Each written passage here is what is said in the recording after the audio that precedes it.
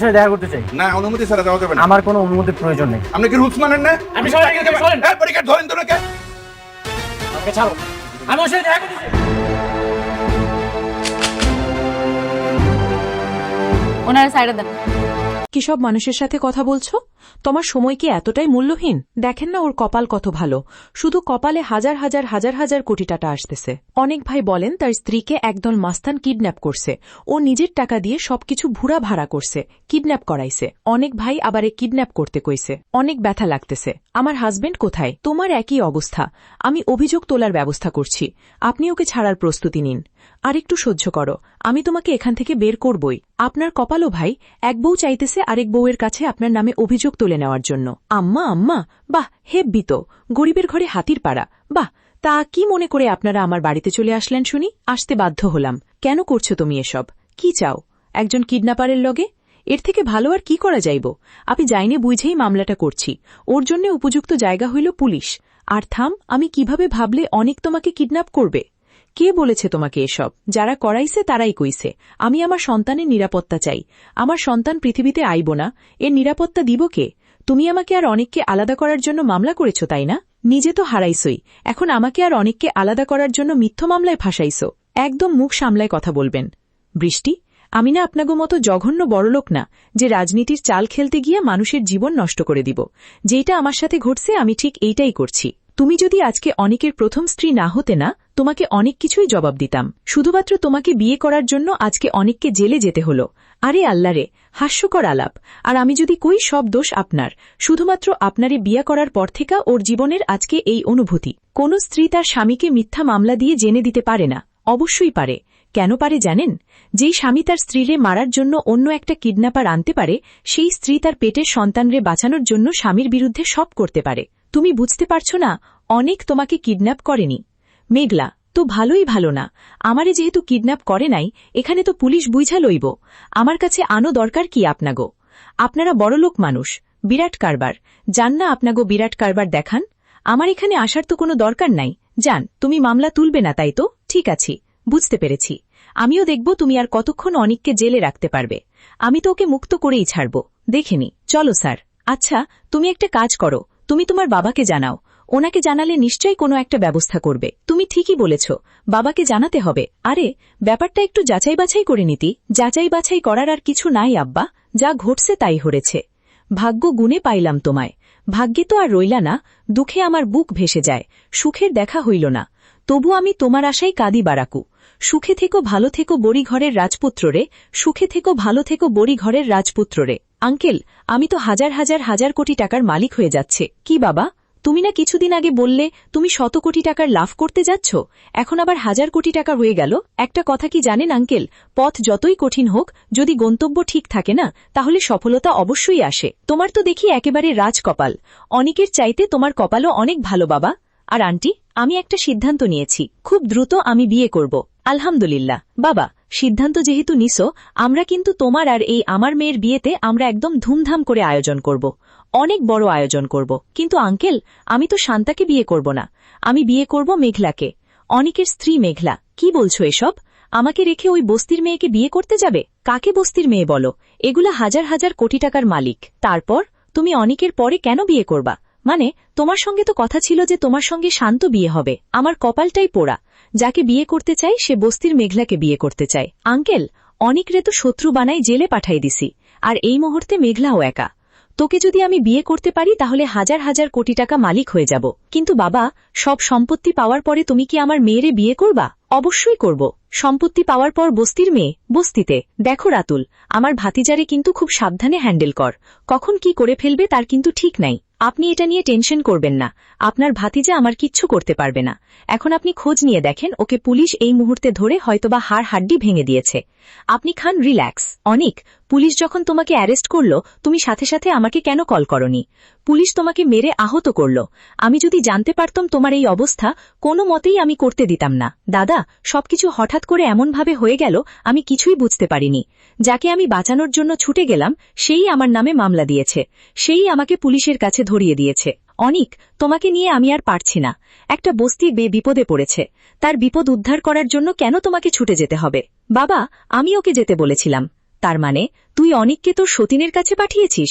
আচ্ছা, ওকে যে পাঠালি ওখানে যদি ওর বড় ধরনের কোনো বিপদ হতো? ভেবেছিলাম একা একটা মেয়ে বিপদে পড়েছে, সাহায্য করা দরকার। ও তো যেতে চায়নি, আমিই জোর করে পাঠিয়েছি।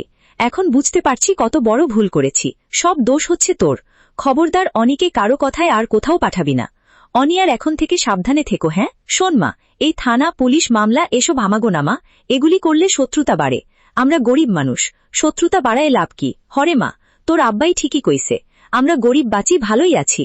এই কোটিপতি পোলার লগে তোর বিয়া হইয়া এই যে আমাগো বিপদ শুরু হইল, আল্লাহই জানে এই বিপদ থেকে আমরা কবে উদ্ধার হমু। আমি এখন কি করুম তোমরাই কও। কেউ যদি আমার পায়ে পা দিয়া ঝগড়া করতে আয়, আমি কেমনে এমনি ছাইরা দিমু? আমি কিচ্ছু করুম না। না রে মা, আমার মনে হয় না ওগো তোর কোনো ক্ষতি করব। যদি আমার কোনো ক্ষতি না করে তাহলে তো ভালোই আব্বা। আম্মা, আমি তো আমার ভালোটা বুঝি না। এখন থেকে তোমরা যেটা কইবা হেডেই হইব। মারে, আমি কই কি, এই তুই একটা কাজ কর, অনিকের নামে যে মামলাটা করছস ওইটা তুই তুইলানে। আর সত্য হইল তো তোর পেটের বাচ্চার বাপ। হরে, মাইটটাই ভালো হইল। স্যার, আসসালামু আলাইকুম। ওয়ালাইকুম আসসালাম। বসেন। জি বলেন। স্যার, আমি মামলাটা তুলে নিতে চাই। আপনারা উনারে ছাইরা দেন। উনারে তো গতরাতে ছাইরা দেওয়া হয়েছে। মানে উনি জামিন নিয়ে চলে গেছেন? কি, উনি চলে গেছেন? হ্যাঁ, চলে গেছেন। আপনি যদি মামলা তুলে নিতে চান তাহলে তো খুব ভালোই হয়। কেস ফাইলটা ক্লোজ করে দেওয়া যাবে। মানে আপনারা কি উনারে মারছেন? মানে হয়েছে কি, আসামির মুখ থেকে স্বীকারোক্তি আদায় করতে গেলে একটু আদ ব্যবস্থা নিতেই হয়। এটা আসলে সত্য ও ন্যায়ের জন্যই করা হয়। খুব বেশি মারছেন? না, খুব বেশি না, অল্পই। আপনারা উনারে কেন মারছেন? আমি তো আর মারতে বলি নাই। শুধু শুধু একটা লোক কষ্ট পাইল না। আপনি বলেন নাই ঠিক আছে, কিন্তু ওই যে আপনার সাথে যিনি আসছিলেন রাতুল সাহেব, উনি তো যাওয়ার সময় ইশারায় আমারে দেখাই দিয়ে গেলেন যেন একটা উত্তম মাধ্যম দি। এই জন্যই তো গায়ে হাত তুলতে হইল। কাজটা আপনারা মোটেও ঠিক করেন না। জাহিদ, এদের নিয়ে আর পারি না। কখন যে কি বলে তার কোনো ঠিক নাই। এদের কথা মতো কাজ করলেও বিপদ, না করলেও বিপদ। হরে কৃষ্ণ কৃষ্ণ হরে কৃষ্ণ কৃষ্ণ হরে হরে। কি হয়েছে তোমার? তুমি কাঁদছ কেন? কিছু হিসাব মিলাতে পারছি না। যখন মানুষ বিপদে পড়ে তখন আল্লাহকে স্মরণ করে, আর যখন বিপদ কেটে যায় তখন আল্লাহকে ভুলে যায়। মানুষ এমন কেন? তুমি এসব ভেবে কান্না করছ? একটা মানুষ এতটা অকৃতজ্ঞ হয় কিভাবে? মেঘলার কথা বলছো? হ্যাঁ, আমি মেঘলার কথাই বলছি। জান, আমার জীবনে আমি কখনোই কাউকে ভালোবাসিনি। তুমি আমাকে কতবার প্রপোজ করেছিলে, তাও তোমাকে আমি ভালোবাসিনি। তোমার প্রপোজাল আমি অ্যাকসেপ্ট করিনি। আমার একটা ইচ্ছা ছিল, আমি যখন বিয়ে করব আমি আমার বউকেই ভালোবাসব। আর তার জন্য আমার সব ভালোবাসা আমি জমা রেখেছিলাম। যার সুখের জন্য, যার ভালো থাকার জন্য আমি এত কিছু করলাম, সে এইগুলির এই প্রতিদান দিল। আমার এত উপকারের প্রতিদান এত জঘন্যভাবে আমাকে ফেরত দিল। তুমি এসব ভেবে কষ্ট পেও না। যত ভাববে তত কষ্ট বাড়বে। তুমি ওকে ভুলে যাও। হ্যাঁ, আমি ওকে ভুলে যাব। আমি ওর কথা ভেবে কেন এবার কষ্ট পাব? তুমি আমার পাশে আছো না? তুমি থাকলে আমার আর কাউকে প্রয়োজন না। আমি সারাটা জীবন তোমার সাথে থাকব। তোমার বিপদে আপদে তোমার পাশে ছায়া হয়ে থাকব। আন্টি, আঙ্কেল, এই যে দেখেন, বাজার থেকে আপনাদের জন্য টাটকা টাটকা মাছ আর সবজি নিয়ে আসছি। ভাবি, আসসালামু আলাইকুম। কেমন আছেন? আপনার শরীরটা ভালো আছে? আপনি আপনি এখানে কেন আসছেন? এই যে আপনার জন্য বাদাম নিয়ে আসছি। ভাবি, এই যে দেখেন, আয়রন এবং পুষ্টিকৃত খাবার নিয়ে আসছি আপনার জন্য। এখন তো আপনার অনেক ভালো ভালো খাবার দরকার। আন্টি, নেন, রাখেন। আরে রাখেন, এইটা রান্না করেন, অনেক মজা আছে, সেই স্বাদ কিন্তু। টাটকা মাছ, টাটকা সবজি। জানেন ভাবি, আমি কালকে সারা রাত ঘুমাইতে পারি নাই। পুরা ছটফট ছটফট করতে করতে আমার রাতটা চলে গেছে। কালকে একটা কি বিপদ না গেল আপনার উপর দিয়ে। আমার না কি মনে হয় জানেন ভাবি, মাঝে মাঝে মনে হয় যে সবকিছু ছাইরা দেই, ছাইরা দিয়ে আসে আপনার বডিগার্ড হয়ে থাকে। আমার কোনো বডিগার্ড লাগবো না। কি বলেন ভাবি? আপনার বডিগার্ড না লাগুক, কিন্তু একটা দায়িত্ববান লোক তো আপনার পাশে থাকা দরকার। এই যে দেখেন, আপনার বাবা অসুস্থ, আপনি নিজে মা হতে চলছে, আপনার চারপাশ বিপদ আর বিপদ। এই মুহূর্তে আপনার একটা দায়িত্ববান লোক থাকা খুবই জরুরি দরকার। এই জন্য আমি বলতেছি, আমি আপনার দায়িত্ব নিতে চাই। না না, লাগবো না, আমার কারো লাগবো না। আমি কাউরে বিশ্বাস করতে পারি না। আপনি বুঝেন না? এই যে ভাবি, আপনার একজন বেইমানি করছে, তার কথাই এখন আমাদের সবাইরে দোষারোপ করতেছে। শুনেন, অনি হচ্ছে একটা সব থেকে বড় বেইমান। এই জন্যই তো আমি অনিকের সাথে বেইমানি করছি। অনি এখন আপনারও শত্রু, আমারও শত্রু। আপনিও যে কেমন মানুষ এটা আমি খুব ভালো জানি। জানেন না ভাবি, এটা জানতে হলে জানার একটা মন থাকা দরকার। শুনেন, আমি খুবই একটা ভালো মানুষ, আর আমি সব সময় আপনার ভালো চাই। এই জন্য তো আপনার দায়িত্ব নিতে চাই। অনিকের মতো বেইমানি আমি আপনার সাথে করব না। আপনি যান, ভালোই ভালো, সুন্দর করে কইতেছি, আপনি সুন্দর করে চলে যান। আপনার কোনো কথা শোনার বিন্দুমাত্র রুচি এখন আর আমার নাই। যান। আমিও চাই না ভাবি, আপনার এই মুহূর্তে আপনারে এমন কথা বলি যাতে আপনি রাগ হয়ে যান। যাই, কিন্তু আবার আসব। যাওয়ার আগে একটা কথা বলে যাই ভাবি, আপনি আপনার কোম্পানির দায়িত্বটা ছাইরেন না। এই মুহূর্তে আপনার ক্ষমতা থাকা দরকার। না, দরকার নাই, আমার কোনো ক্ষমতা দরকার নাই। কেন দরকার নাই জানেন?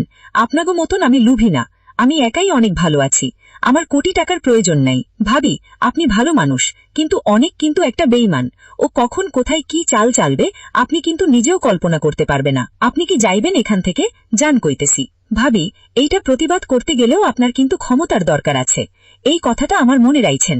থাকেন, আসেন, এই খান, এদিকে আহেন। আম্মা, উনারে এই জিনিসপত্র এডি দিয়া দাও। নাও, বাজার নাও, এগুলা বাজার আমাগো লাগবো না। মারে, আমার মনে হয় পোলাডা একটা কথা কিন্তু ঠিকই কইছে। তুই কোম্পানিটা ছাড়িস না। বাঁচতে হইলে না মানুষের দুইটা জিনিসের খুব দরকার, একটা হইল টাকা, আরেকটা হইল ক্ষমতা। তোমরা ঠিকই কইছো, আমারে আরো শক্ত হইতে হইব না। এখন থেকে তোমরা যা কইবা আমি তাই করুম। আমি অফিসে যাবো আম্মা। ও মা, তাই কর। সেলিম সাহেব, সেলিম সাহেব, লোকজন সব কোথায়? কাজ কেন? স্যার, শালিমা বিল্ডার্স গ্রুপের লোকজন আইসা আমাদের সাইটে যত লোক আসিল সব নিয়ে চলে গেছে স্যার। শালিমা বিল্ডস থেকে লোক এসেছিল? মেঘা নামের কেউ এসেছিল না? রিয়াদ, জাহিদ, তুমি কি জানো বুদ্ধিমান মানুষের কাছে সময়ের চেয়ে দামি আর কিছু নেই? কি সব অযোগ্য মানুষের সাথে তুমি তর্কে জড়াও? তোমার প্রতিটা সেকেন্ড এখন সোনার চেয়ে দামি। জাহিদ, বস, আপনার কপাল তো এখন আকাশচুম্বী। চারদিকে শুধু টাকার গন্ধ। হাজার হাজার কোটি টাকার মালিক হতে যাচ্ছেন আপনি। এই যে অনিকের বউকে নিয়ে আমরা যে চালটা চাললাম, এটা তো মাস্টার প্লাস। রিয়াদ, লোকে ভাবছে অনেক তার স্ত্রীকে সরিয়ে দেওয়ার জন্য লোক ভাড়া করেছে, কিন্তু আসল সত্যিটা হল আমি অনিকের টাকা দিয়েই এই নাটকটা সাজিয়েছি।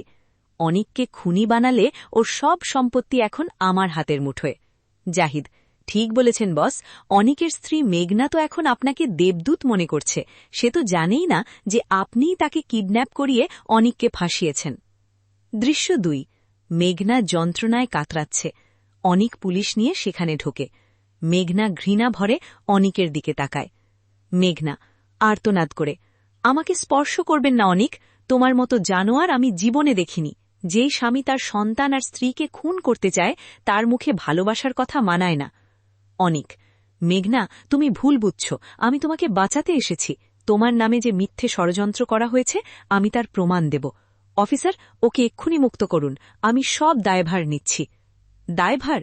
তুমি তো আমাকে পৃথিবী থেকে সরিয়ে দিতে চেয়েছিলে যাতে তোমার নতুন জীবনের পথে আমি বাধা না হই। আমি তোমার নামে মামলা করেছি, আর সেই মামলার জালেই তুমি এখন বন্দী হবে। দৃশ্য 3। গ্রামের বাড়ি। অনিকের পরিবার ও মেঘনার মায়ের মুখোমুখি সংঘাত। মাতা ব্যঙ্গ করে, কি গো বড়লোক সাহেব, গরিবের কুড়ে ঘরে আজ হাতির পা পড়েছে দেখি। কপালে অনেক টাকা আসছে শুনেছিলাম, তা এখন হাজতের ভাত খেতে কেমন লাগছে? অনিক, মা, আপনি অন্তত আমায় বিশ্বাস করুন, মেঘনা ভুল পথে হাঁটছে। রিয়াদের মতো একটা শয়তান ওকে হাতের পুতুল বানাচ্ছে। ওর পেটের সন্তান আমার, অথচ ও ভাবছে আমি ওর শত্রু। শান্তা, অনিকের বোন, মা, ভাইয়া কোনোদিন এমন কাজ করতে পারে না। মেঘনা ভাবি রিয়াদের মায়াজালে অন্ধ হয়ে গেছে। ক্ষমতার লোভে সে নিজের স্বামীকে চিনতে পারছে না। মেঘনা, ক্ষমতার লোভ আমার নয় শান্তা, তোমার ভাইয়ের। সে আমাকে আর আমার সন্তানকে মেরে সম্পত্তির সবটা দখল করতে চেয়েছিল। যারা আমাকে আটকে রেখেছিল তারা সবাই অনিকের নাম বলেছে। আমি আমার সন্তানের জীবনের জন্য এই লড়াই শেষ পর্যন্ত লড়ব। দৃশ্য 4। রিয়াদের কুটিল ষড়যন্ত্র ও বিজয়ের হাসি। রিয়াদ, আঙ্কেল, দেখছেন তো, অনিক এখন শ্রীঘরে, আর অনিকের সব প্রজেক্টের সাইন এখন আমার হাতে। আমি খুব জলদি মেঘনাকে বিয়ে করতে যাচ্ছি। বাবা, মেঘনার বাবা, কি বলছো রিয়াদ? অনিকের সাথে তো এখনো মেঘনার ডিভোর্স হয়নি, আর অনিককে এভাবে বিপদে ফেলে তুমি কি সুখী হবে? রিয়াদ, আঙ্কেল, পথ যতই কঠিন হোক, গন্তব্য যদি 1000 কোটি টাকা হয় তবে সফলতা আসবেই। অনিককে শত্রু বানিয়ে আমি মেঘনাকে উদ্ধার করেছি। মেঘনা এখন আমার উপর নির্ভরশীল। ওকে বিয়ে করলেই অনিকের সাম্রাজ্য আমার হবে। কিন্তু রিয়াদ, তোমার সাথে তো আগে অন্য একজনের কথা ছিল, এখন মেঘনাকে কেন? ওই সব ছোটখাটো মেয়ে দিয়ে আমার চলবে না আঙ্কেল। মেঘনার হাতে এখন 1000 কোটি টাকার প্রজেক্ট। আমি রাজত্ব করতে চাই, কারো গোলামি নয়। দৃশ্য 5। অনিকের জেল থেকে মুক্তি ও পুলিশের করুণ স্বীকারোক্তি। অনিক আহত অবস্থায় বেরোয়, দাদা, আমি কোনোদিন ভাবিনি মেঘনা আমার গায়ে হাত তুলবে। পুলিশ আমাকে অমানুষের মতো পিটিয়েছে, ওরা আমার হাড় ভেঙে দিয়েছে। মেঘনা থানায় গিয়ে, অফিসার, আমি অনিকের মামলাটা প্রত্যাহার করতে চাই। আমার একটু ভুল হয়েছে, ওকে ছেড়ে দিন। অফিসার, মামলা তোলা তো সহজ ম্যাডাম, কিন্তু অনিকের ওপর যে টর্চার হয়েছে তার দায় কে নেবে? ওই যে আপনার বন্ধু রিয়াদ সাহেব, উনি তো যাওয়ার সময় আমাদের টাকা দিয়ে বললেন অনিককে যেন একটু উত্তম মাধ্যম দেওয়া হয়। উনিই তো আমাদের হাত খুলে মারার পারমিশন দিয়েছিলেন। মেঘনা স্তব্ধ হয়ে, রিয়াদ? রিয়াদ পুলিশকে টাকা দিয়েছে অনিককে মারতে? কেন? আমি তো ওকে শুধু আটকে রাখতে বলেছিলাম। ও কি তাহলে আমাকে ব্যবহার করছে? দৃশ্য 6, চূড়ান্ত ক্লাইম্যাক্স ও হৃদয়ের রক্তক্ষরণ। অনেক। মেঘনা, তোমার টাকার দাপট আর অহংকার তোমাকে অন্ধ করে দিয়েছে। আমি তোমার বাবার জীবন বাঁচাতে নিজের সব সম্পদ বিলিয়ে দিলাম, আর তুমি আমাকে জেলের ভাত খাওয়ালে। আমার সব শ্রমিককে ডবল বেতনের লোভ দেখিয়ে রিয়াদের আন্ডারে নিয়ে গেলে। মেঘনা, অনেক, আমি বুঝতে পারিনি। রিয়াদ আমাকে বলেছিল তুমি আমাদের ক্ষতি করতে চাও। আমি তো কোম্পানির ভবিষ্যৎ বাঁচাতে চেয়েছিলাম। অনেক, সময় স্থির থাকে না মেঘনা, ঘড়ির কাঁটা ঘুরে যাবেই। আজ তুমি উপরে আছো বলে আমাকে তুচ্ছ করছ, কাল যখন নিচে নামবে তখন রিয়াদকেও পাশে পাবে না। বেইমানি করে কেউ সাম্রাজ্য গড়ে রাখতে পারে না। মেঘনা কান্নায় ভেঙে পড়ে। আল্লাহ, আমি কি করলাম? অনেক, আমি তোমার কাছে ক্ষমা চাইব না, কারণ আমি সেই যোগ্যতা হারিয়েছি। কিন্তু আমার সন্তানের ডিএনএ রিপোর্ট রিয়াদ কিভাবে বদলে দিল আমি তা বের করবই। আমি কোর্টে যাব, আমি প্রমাণ করব রিয়াদই আসল খুনি। আমি আমার সন্তানের অধিকারের জন্য দরকার হলে নিজের জীবন দিয়ে দেব। অনেক, আমাকে শেষ সুযোগ দাও। অনেকের সন্তান, আর হাতে আমাদের সাফল্যের চাবিকাঠি। এলাকার মানুষ তো জানে যে অনিকের স্ত্রীকে একদল মাস্তান কিডন্যাপ করছে, কিন্তু আসল রহস্য হল অনিক নিজেই নিজের টাকা দিয়ে সবকিছু ভুলভালভাবে ভাড়া করছে। ও নাটকটা সাজাইছে যাতে সবার চোখে হিরো সাজতে পারে। একদম ঠিক বস। অনিক ভাই আবার আমাদেরই অফার দিছিল মেঘলারে কিডন্যাপ করতে, যাতে অনিককে পুলিশের হাতে ধরিয়ে দিয়ে পুরো প্রজেক্টটা দখল করা যায়। টাকার জন্য মানুষ কত নিচে নামতে পারে, তাই না বস? উফ, শরীরে অনেক ব্যথা লাগতেছে। আমার হাজবেন্ড অনিক কোথায়? ও কি জানে না আমি এখানে মরে যাচ্ছি?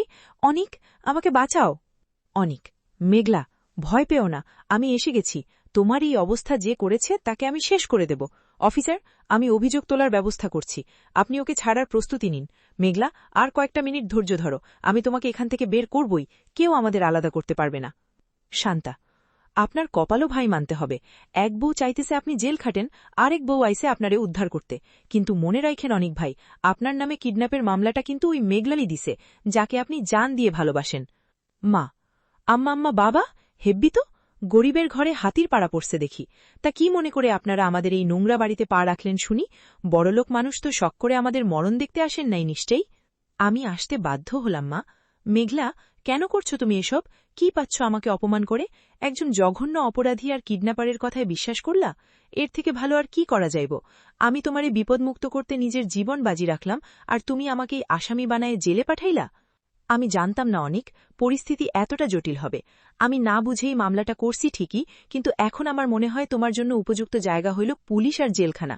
যারা আমাকে কিডন্যাপ করাইছে তারাই সরাসরি কইছে তুমি আমাকে দুনিয়া থেকে সরাই দিতে চাও। আমি আমার অনাগত সন্তানের নিরাপত্তা চাই। যে সন্তান এখনো পৃথিবীতে আইব না, তার ভবিষ্যৎ কি তুমি অঙ্কুরেই শেষ করে দিবে? রাতুল, আঙ্কেল, আমি তো এখন হাজার হাজার হাজার কোটি টাকার মালিক হয়ে যাচ্ছি। দেখছেন তো, অনেক জেলে আর সব ক্ষমতা এখন আমার হাতে। পথ যতই কঠিন হোক, যদি গন্তব্য ঠিক থাকে না, তাহলে সফলতা আসবেই। বাবা, কি বাবা, তুমি না কিছুদিন আগে বললে তুমি কয়েক কোটি টাকার ব্যবসা করছো, এখন আবার হাজার কোটি টাকা হয়ে গেল। এত টাকা কি জাদুর জোরে আসবে?